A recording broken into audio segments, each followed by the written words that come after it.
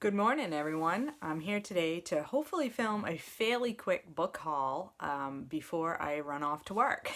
I've been wanting to film this for like at least a week, and life just keeps getting in the way. So I'm like, this morning I'm going to get up and I'm going to film it before I go to work. So here we go. The first book I'd like to share with you is this, my first manga. This is My Brother's Husband by Gengoroh Tagame.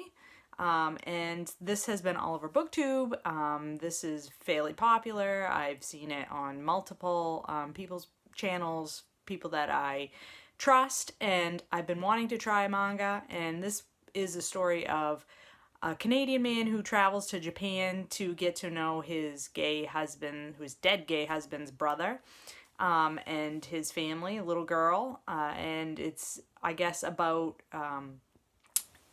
basically how gays are treated in Japan. So I'm interested in that, and also very interested to try my first manga.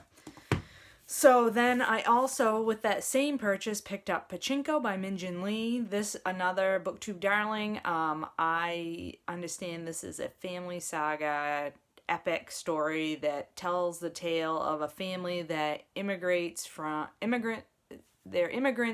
Korea to Japan. And what the family goes through living in Japan. Everything I've ever heard about this book is that it's amazing, and I can't believe I haven't read it yet, so I'm gonna remedy that one.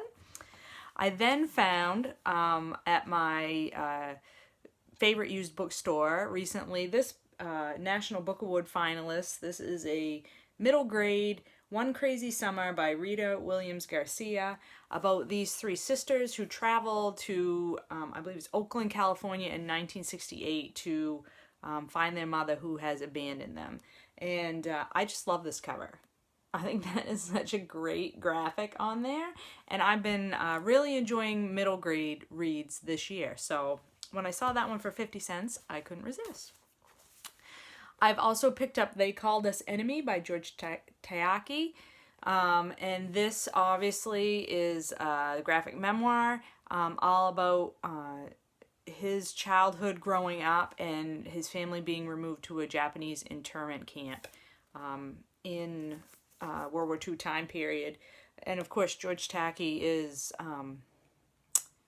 Sulu, right, from Star Trek. So lots of folks, including Doris, have read this recently, and I couldn't resist purchasing this one and getting in on that. The next two books are all because of Alba over at Seriella, and these are the next two books in the series that I started last month. Buddy read When I Was Puerto Rican with Doris and Alba, and these are the next two books in her basically memoir. She's written 3 volumes of telling her life story, and I wanted to go on and read those next 2 volumes. This is Almost a Woman, and this one is The Turkish Lover. And I really like Esmeralda Santiago's writing style. I thought When I Was Puerto Rican was just delightful. Excellent coming-of-age tale of a young girl moving from Puerto Rico to New York in middle of the 20th century. So I can't remember exactly the time period, but this one takes place right after When I Was Puerto Rican, and then this one is later on in her life. So looking forward to getting into those. I've talked about this one recently. It's what I'm currently reading. You can see where my bookmark is. This is Voices from Chernobyl by Svetlana Alexievich. This is a Nobel Prize winning book about where the author has done oral history of folks who survived Chernobyl and who moved back to Chernobyl after the nuclear disaster there in 1986. This was translated by Keith Gesson, and I'm reading it right now for Women in Translation Month. And it's so good. It's really, really good. I love oral histories. I really love oral histories. I love fiction oral histories. I love nonfiction oral histories. So if anybody has any recommendations for oral histories, I mean, I read World War Z and loved it, which is completely different fiction, but that style. And now this nonfiction oral history, and read Daisy Jones and the Six and loved it earlier this year. So any other nonfiction or fiction oral histories that you know of, please feel free to recommend, because I really do like that style.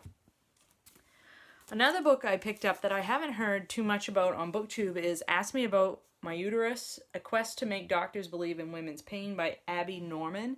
And I was really interested in this book because it's a memoir of the author's time trying to diagnose an illness that she started out with, I think, in college. Excruciating pain. She lost weight. She had all of these health issues.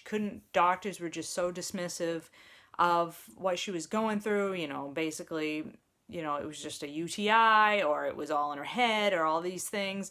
And it turns out that she was suffering from endometriosis, which is a condition that is not talked about a lot. I mean, I don't know. It's just not something that's talked about a lot. And I personally know several people in my own life who suffer with endometriosis. And so I was very interested to learn more about this topic. And I think this cover is also extremely beautiful. Okay, the next book has been talked about quite a bit, and I blame this one entirely on Sean. This is Dear Friend, From My Life, I Write to You in Your Life by Yiyun Lee. Sean, of course, recently read this and loved it and has raved about it, and some other folks on BookTube have recently read it, and I just couldn't stop myself. I had to order this book. I'm really on, as you can see from this stack, I've been on a nonfiction, wanting to get more nonfiction and wanting to read more nonfiction, so this one fit right in. The only thing I will say is I do wish that this isn't the same cover as I've seen in other folks' videos, and so I was kind of bummed out that I didn't get that other cover, but oh well. That doesn't matter, right? The content is what matters. And then I got this chunker of a science nonfiction. This is The Evolution of Beauty, How Darwin's Forgotten Theory of Mate Choice Shapes the Animal World and Us by Richard O. Plum. This is all about sexual selection and how that works, and how it influences evolution. And I haven't read anything about this topic since I was in college, and so I was very interested to pick this one up. I love a good chunky nonfiction, especially when it has beautiful pictures of birds in the book. So that one's going to be great. And then the last one here is another nonfiction, Amity and Prosperity, One Family in the Fracturing of America by Eliza Griswold. I believe this won the Pulitzer or National Book Award this past year. I can't remember. It won a major prize anyway in the last year. And this tells the story of a small town in Pennsylvania in Appalachia, and fracking comes to their town. So the energy boom comes to their town, fracking starts happening, and then the residents of this town start experiencing a lot of health issues that can be tied back to this process of fracking.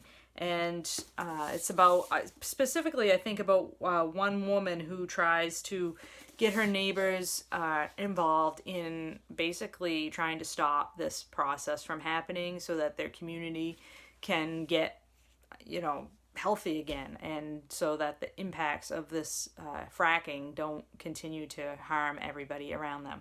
So I am interested. I only know a little bit about fracking, and I've been very interested to learn more. So when this book won whichever prize it was that it won, which I can't remember, I became very interested to read this. So in my last book outlet haul, I figured why not grab it. It was like $8 for this beautiful hardcover.